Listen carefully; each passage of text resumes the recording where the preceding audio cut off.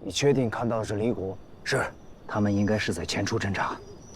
我回来的途中，还发现了404旅侦察人员的踪迹。看来我们396旅又要跟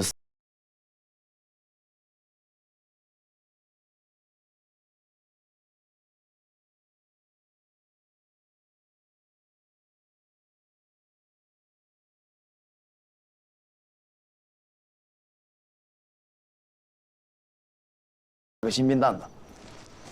再说了，我们也没接到通知啊。队长，我们是不是要避开？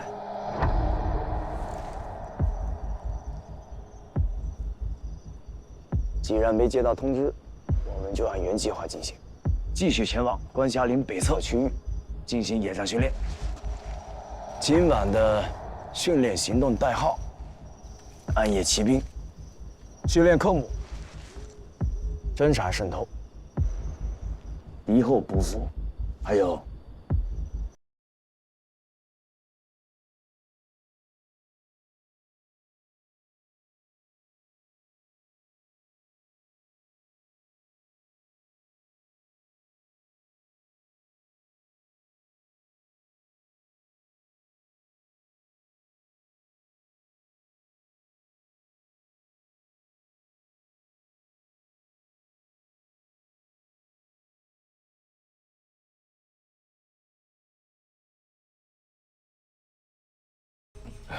红军对蓝军的机动速度产生了误判，太大意。报告，讲，有一支小分队进入了演习区域。小分队，什么情况？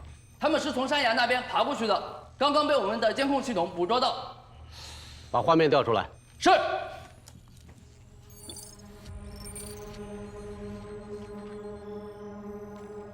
哎，这不是郭子健吗？是啊。首长，你不会早就知道了吧？我又不是神仙。不过，这次演习在教导队附近，从某种意义上说，他也算是红方的人。也是，这小子就喜欢突然袭击。那首长这怎么决定啊？既然是练兵，不要告诉红蓝双方，把这支不速之客放进去，看看能在红蓝双方之间产生什么样的化学反应。他一没指挥权，二没装备，恐怕不太容易吧？哎，不过，一个曾经在红方的郭子健，再加上一个曾经在蓝方的杨茂林，这个组合倒是挺有意思。哼，是啊。看见了吧？龙远山出手了。哎呀，这三营啊，那倒霉喽！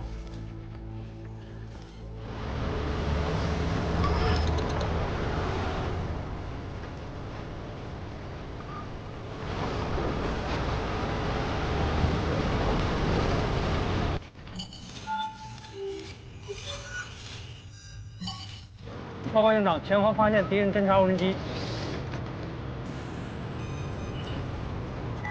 迅速疏散营地，保持无线电静默，启动防空力量，防止敌人进攻。报告。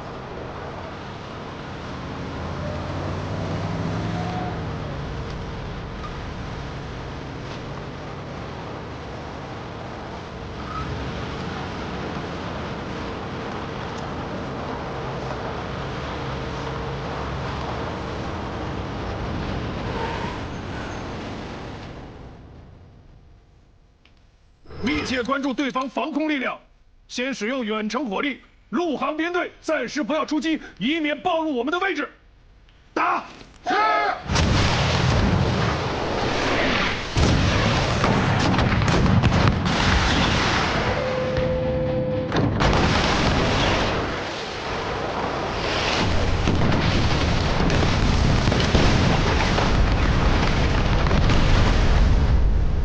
三营损失怎么样？报告，三营车队共损失7辆突击炮车和11辆轮式步战车。我的个娘啊！这个三营长怎么设的防？就一波远程打击，把我一个营的重装备全都干掉了。通报1、2营，无论如何做好防御。是。快！命令：1. 派出侦察小分队对敌已进入关霞岭北侧区域部队实行抵近侦察，判明真伪后，派突击分队偷袭1营2营的重装备，然后以坐标引导打击。2，预留一个排侦察精兵，准备端所见安老。是。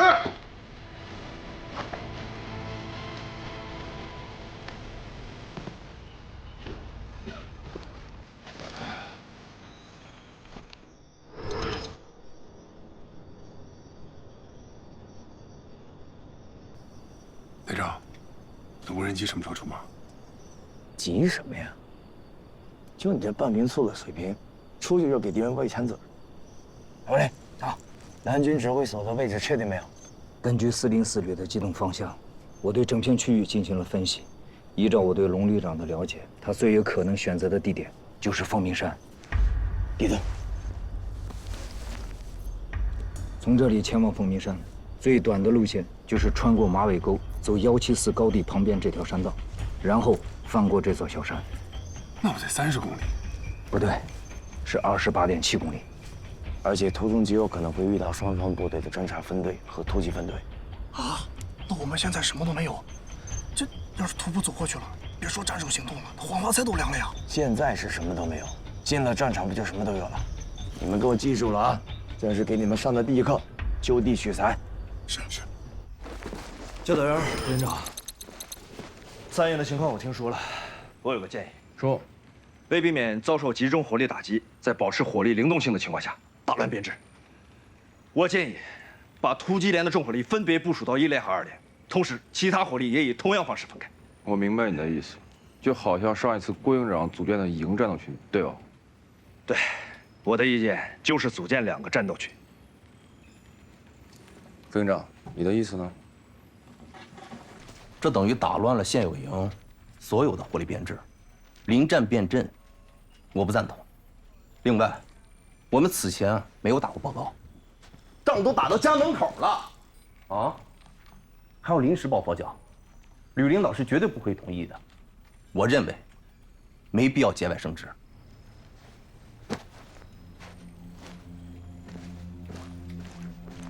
调动，到！马上通知突击连，把全连重火力武器分别分配至1、2连战斗序列。其余火力呢？抓主要矛盾，其余火力可以灵活安排。是。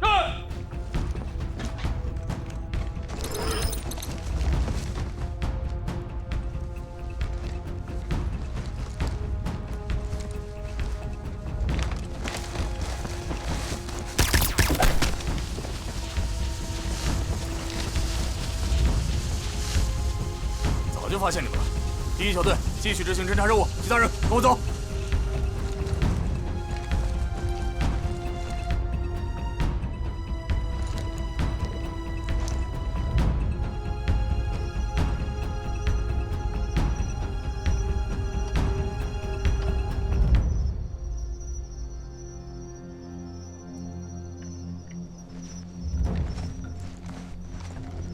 队长，我们真的不救他们？我们的行动代号是什么？暗夜骑兵。你是不是傻？我们是出来训练的，手里的枪又不是演习用枪，你能保证在不惊动任何人的情况下，就把他们徒手都干掉？到时候暴露了怎么办？我们的行动目标只有一个，斩首。那我们就什么都不管了吗？谁说不管？既然他们的小分队已经到了这里，说明他们已经发现了1营的指挥所。我刚刚已经通知了1营应对，并且把情况通报给了2营，呼叫了支援。队长，你有他们给的编号？我们现在能做的只有这些。走，跟着那3个侦察兵。对呀，大部队搞不定，先抓几个小喽啰，各个击破。哎，记不上咱们队长之前是1营营长。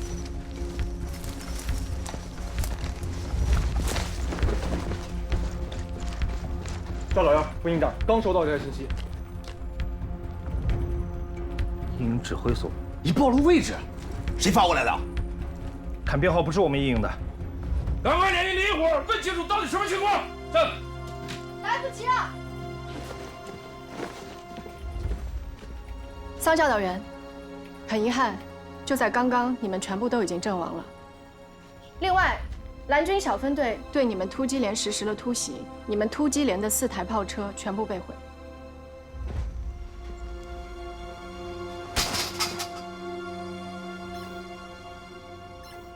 虽然这条信息没有具名，但我们要不要和一营联系一下？报告营长，一营指挥所遭蓝军打击，打击有效。看来信息是真的，会是谁呢？我侦查人员在东南方向发现南军小虎艇向我突击连方向接近，人数大约有15人左右。看来他们是要打击我们的重火力。命令到！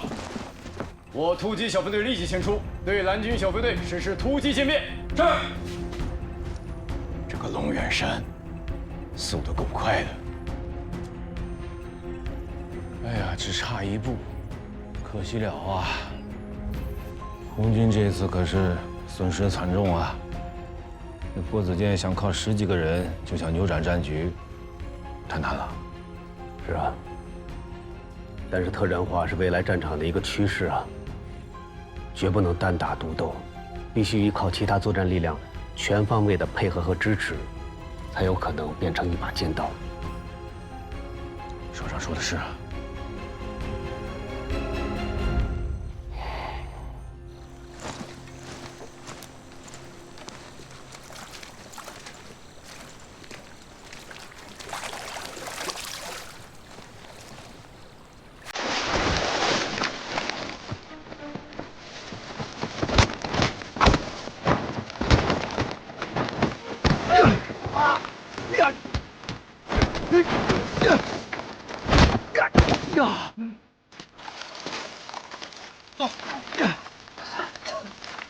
来把装备卸了。是。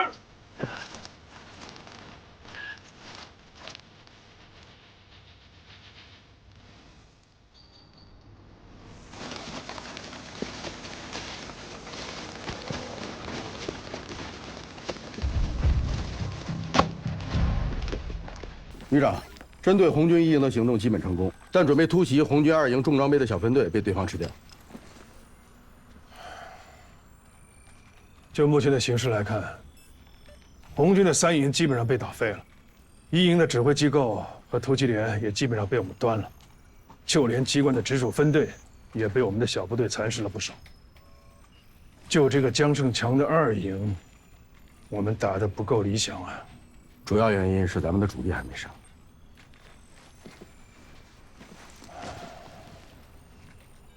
既然我们占尽优势，那打江胜强的2营，我们就来个硬对硬的大碰撞。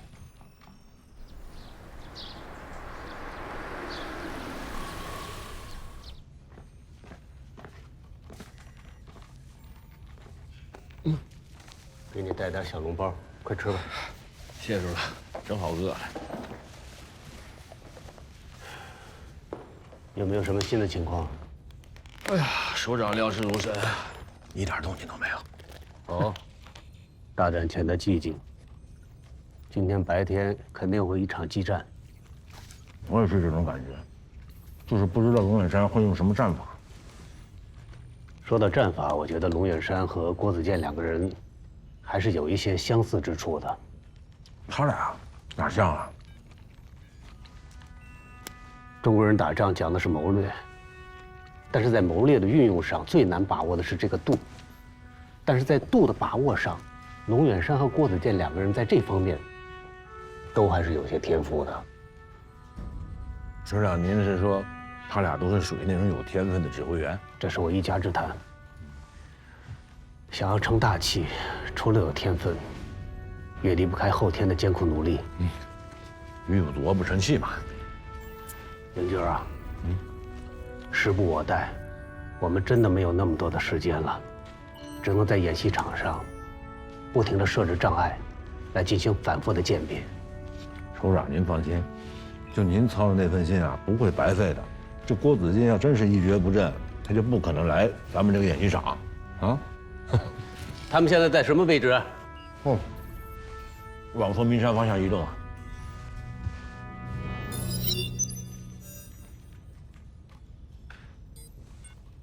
这是要斩首龙远山啊！他只是要报上一次的一箭之仇。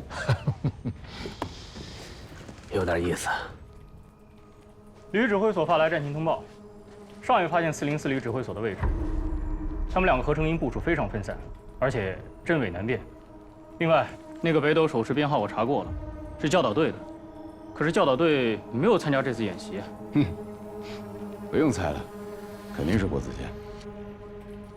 我就知道这小子不会这么老实，密切注意这个编号发来的一切信息。是。继续监控。是。旅长，3营、4营已经向396旅2营方向开始机动。命令3营、4营分东南两侧合击396旅2营，把演习换领的弹药当量分别打出2/3。他江胜强不是能打，那我们就等着他满地找牙。那他们剩下那半个1营怎么办？先放着，集中火力打完2营再收拾他们。但如果他们主动出击与2营会合，会给我们造成很大的麻烦。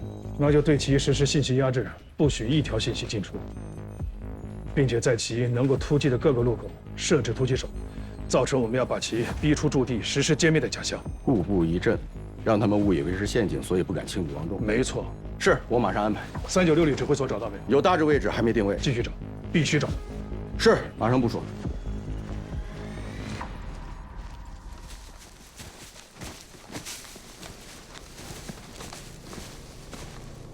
隐蔽。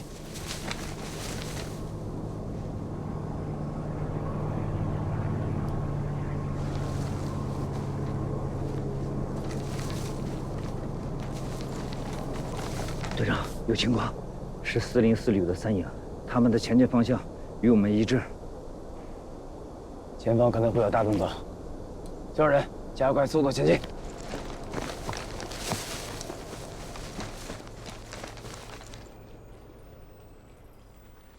龙远山最擅长的战法，一是偷袭，2是空袭，3是突袭，4是夜袭。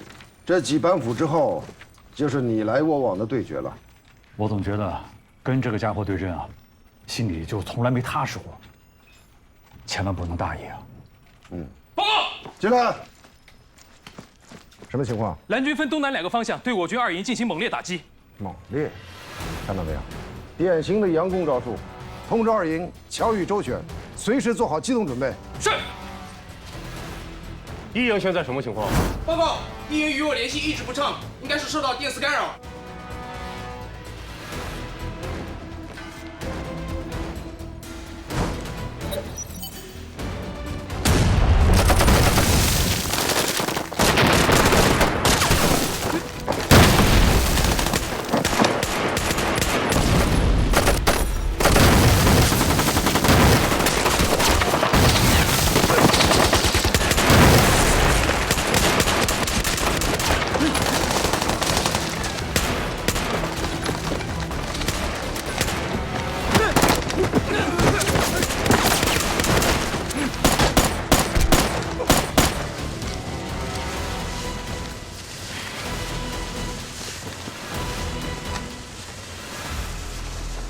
不对，龙远山很少打这种纯消耗战。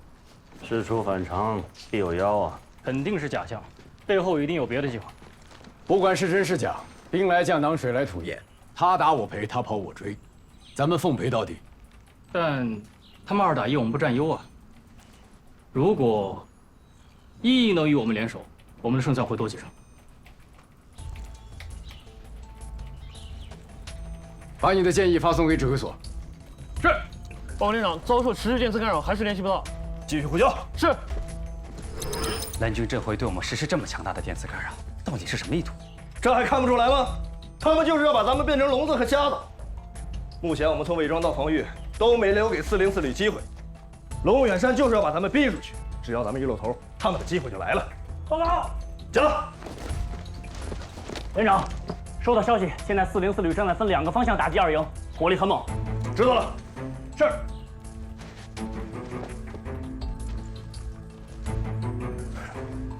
好啊，他江胜强不是能打吗？那就让他们针尖对麦芒，好好的干一场，打得越激烈越好。咱们是不是伸个手？龙远山已经布下了陷阱，就等咱露头了，绝对不能出去。可是，如果不增援的话二营党没了，这场仗估计很难翻身。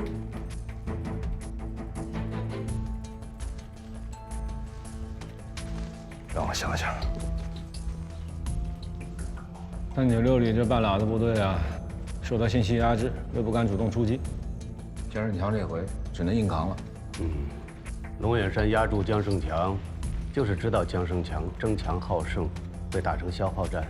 一营被突击队打怕了，又没有营干部做指挥，信息被封，最好的选择就是守摊子，所以不可能主动出击去营救二营。是，这样看来，二营落败，也就是一营落井之时啊。不过索江安这回把指挥所设在枫腰谷，龙眼山想要复制上一次的抓现行，恐怕也不太容易啊。抓不着的话，就斩首更干脆。就看这一次郭子健能不能赶在龙眼山前头了。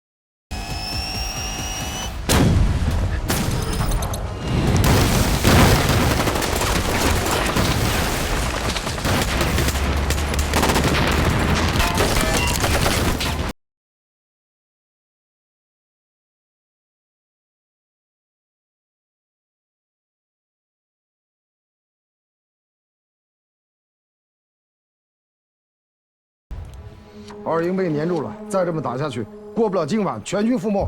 参谋长，到。通知一营从右翼侧攻，快打快撤。一营还是联系不上。一营现在谁指挥？李松伟、徐志强两个人一起指挥。这两个人能力不够，加强沟通。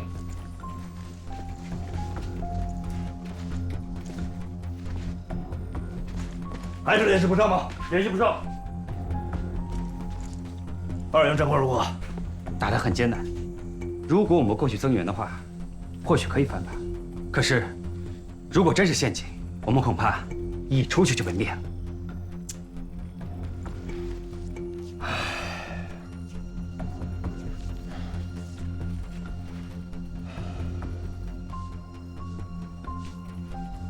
我记着，营长曾经说过，如果球不知道该往哪儿踢，就往对方球门里踢。营长说过这话？哎呀，你先别给我扯这个。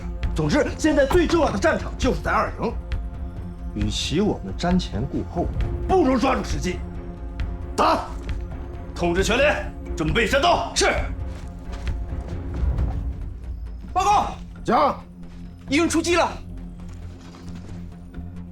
好啊，没想到这个李松伟还能给咱们惊喜。从时机和效果来看，一营出击的恰到好处，打得好。在通信一直没有连通的情况下，仍能主动出击，更是值得肯定。看来还是上次演习的1连击复盘起了重要作用。没错。好啊，作为蓝军，红军被我们越打越进步，应该高兴了。可惜这样一来，我们的优势就不明显了。不可惜，这只能说明我的布置不够高明，没有吓住对方一营。不过，就算这半个一营加入，我也不怕他。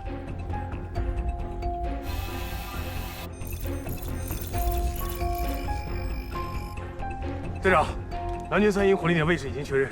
好，立即访案，把定位发给江胜强。是。报告，那个北斗手持再次发来信息，向我们发送了敌军3营火力点坐标。立即根据坐标计算，避免失伪。是。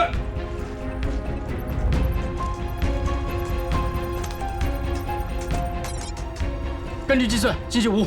很好，命令炮兵进行火力打击。是。还有，派侦察兵寻找郭子健的位置。明白。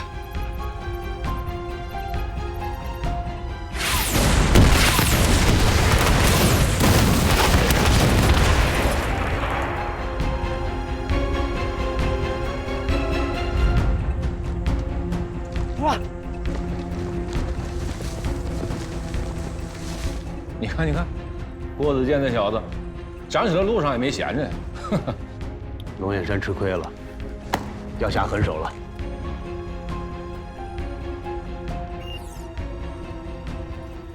没想到这个江胜强还有2把刷子，竟然报销了3营的主要火力。命令3营、4营撤出阵地，准备实施第2方案。 让侦察小组对1营和2营，还有396旅指挥所进行准确定位。入夜之后实施斩首。是。杨才，咱们为什么要来蓝军的指挥所啊？这也太无聊了吧！你说，红军为什么就不能给蓝军找点麻烦呢？洪班长。 我们不能光顾着看热闹，还要注重学习军事业务。杨才，我们岛桥班的任务就是跟踪现场、公正评判、设置战场、逼真环境、行动记录、如数凭证，做到这些不就够了吗？背的倒挺熟啊。但是呢，如果想要掌握全局的变化，还是得在指挥所。前几次我们跟的都是红军，这次也应该对蓝军好好做做功课了。我怎么总觉得你还有别的用意？ 你是不是会觉得郭子健会来斩首龙眼山，所以故意在这儿等他？被我说中了吧？我只是想要采集最有价值的岛条信息。对对对，郭子健就是最有价值的信息。开笑。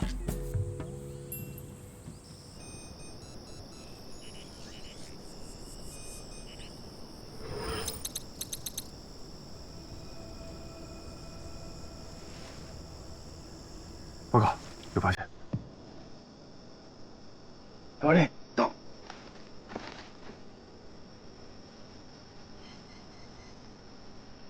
现地侦查。是。啊，对，跟我走。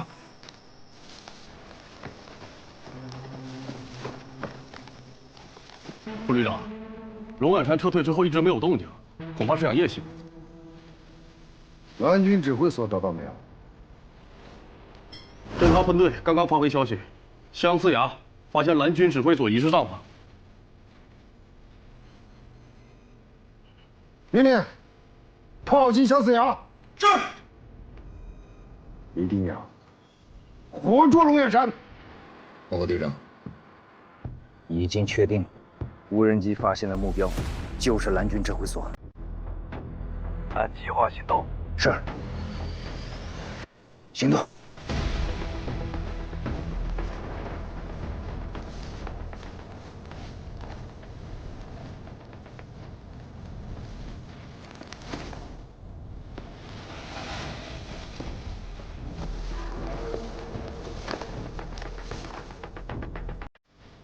连上了吗？往上走。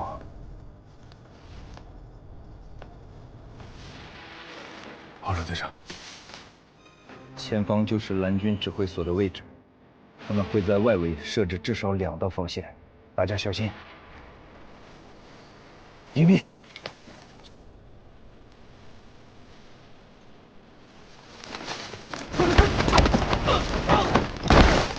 谁呀？下手这么重！ 原来是你啊，杨班长！你们俩已经死了，不准诈尸啊！杨班长，这么快我们之间就弄成敌我关系了？少废话！您说说里面哨位的设置情况。说啥呀？还不是当初你自己设置的。呸！就当我没说。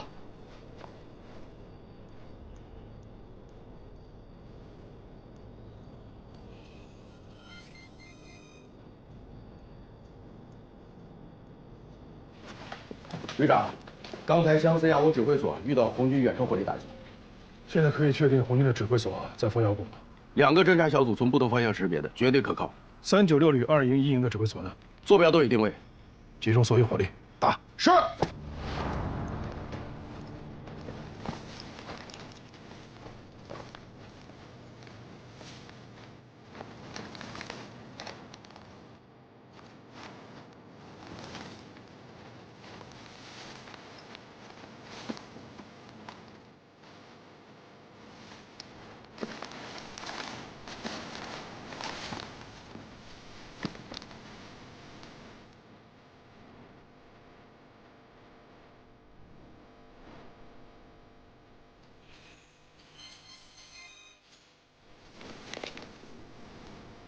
每个人牢记目标。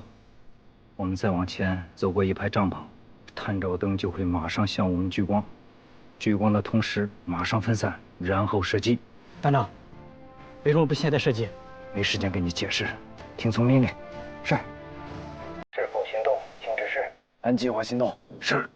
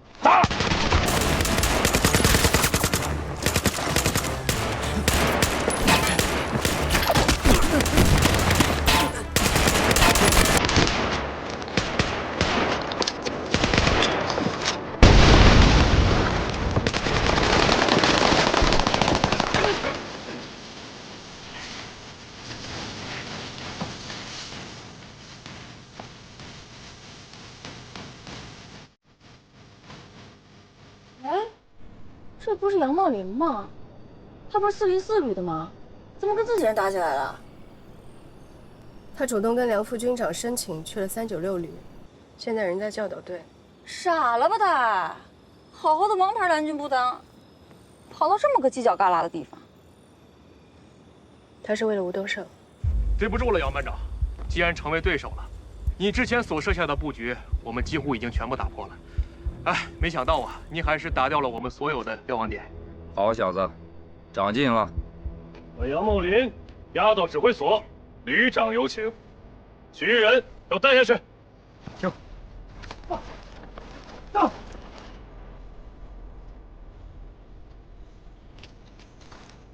所有人，给主武器上消音器。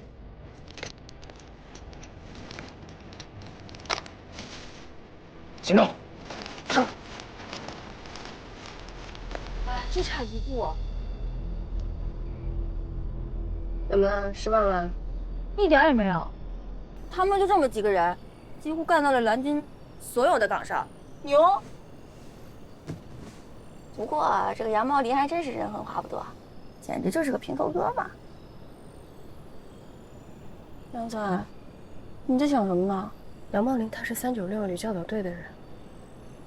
对呀，那如果 他出现了，那郭子健不就也会出现了？是不是，梁仔？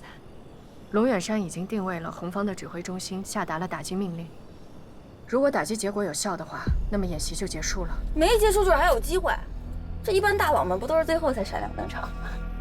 我有种预感，他马上就要出现。杨茂林，我早就说过，离开我们404旅，你就很难再体会到胜利者的快乐。 只是没想到这个忠告会来得如此之快。按理说呢，俘虏也是我的客人，但是你不是，因为你……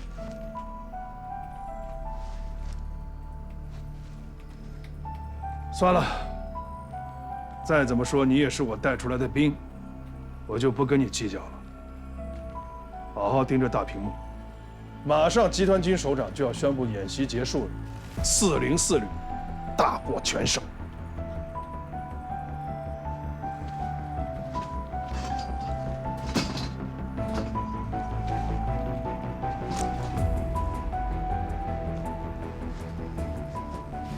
一身武艺，到了396，废了。哈哈。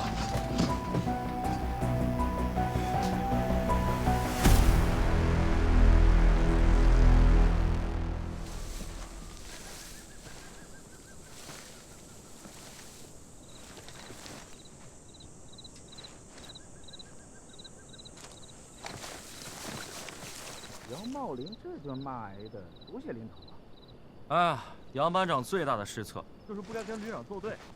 好了，首长已经下令打击红方的指挥所了，打击效果马上就可以知道了。两侧警戒到位，5号到位，6号到位，7号到位。听我口令。就是说，这次演习结束了，太好了！行动！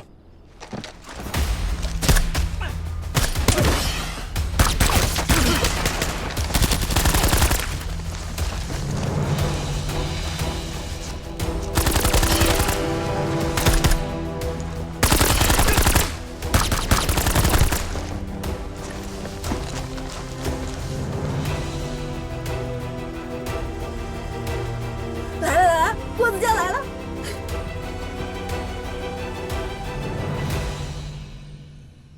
可惜还是晚了一步。我宣布，蓝方打击有效。这次404旅出征前的热身赛，404旅获胜。坐下，坐下，坐下。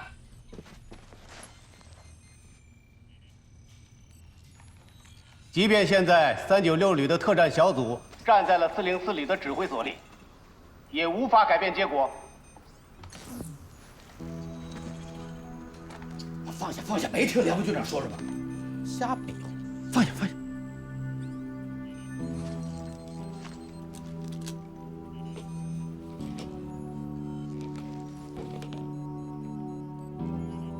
我是真没想到啊，就这么一支刚成立的新兵小分队，竟然差一点就斩首成功了。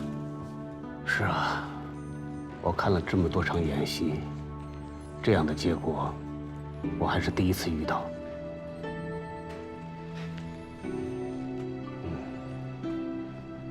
有点意思。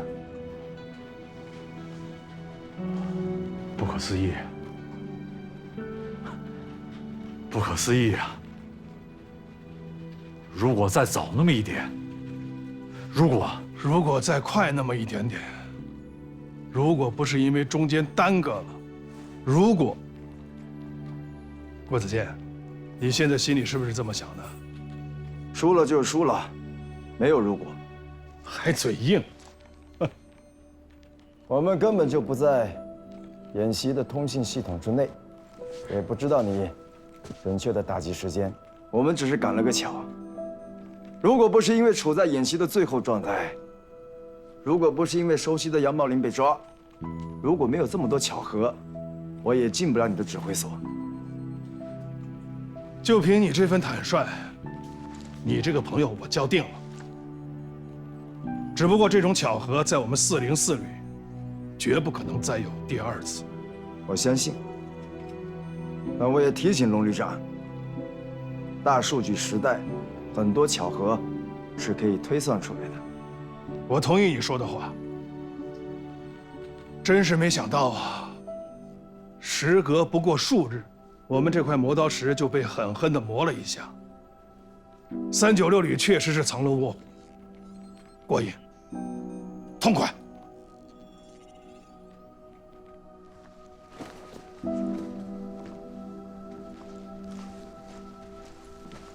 报告。索旅长，就您自己啊，政委呢？部队马上撤回了，政委不放心，到现场看看。啊，有件事儿，我觉得不太对劲。什么事啊？就有关郭子健抓龙远山的事儿。哎呀，可惜晚了一步啊！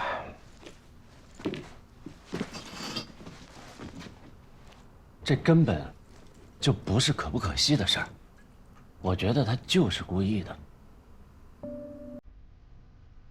没有根据的事儿，别瞎琢磨。您知道郭子健销假回营那一天是怎么回来的吗？啊，坐的龙远山的车。这说明什么？说明他担心在396里混不下去，已经在给自己找后路了呀。不至于，我也觉得不至于。我之前没这么想，但是您看这一次，怎么就这么巧啊？偏偏就差1步。他要是早进去1秒钟，就1秒啊，是不是结果有可能完全不一样？他就这么差这1秒钟啊？所以我猜测，他就是找了这么一个关口，让我们大家既觉得他很牛，其实他完全可以抓到龙尾山，又让我们认为这396里少了他不行，但同时呢，他又故意放了龙尾山一马，给404旅那边卖个好。您说，他要是下定了主意要跟龙尾山走，那没人会拦他，对不对？但是他现在这种吃着碗里看着锅里的行为，实在可耻啊！你说这么半天，都是你的猜测啊，是，但是您也不能否认，他有这种可能性吧？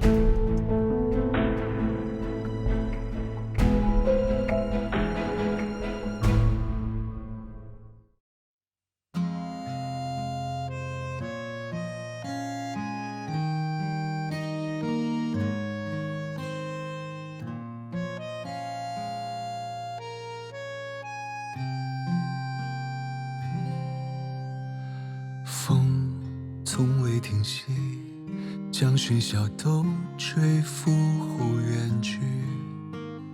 你站在原地，看着角落沉默的自己，又再次想起冷与暖曾交织的旧里，远方和故乡，繁华与孤寂都不会容易。一年一岁，一朝又一夕，愿追赶之后相识也相遇，无法触及却不忍舍弃，化作漫长的期许。一点一滴，一次又一句，愿人还能相知也相惜。昨日一去，而明日再续，你说是否可以？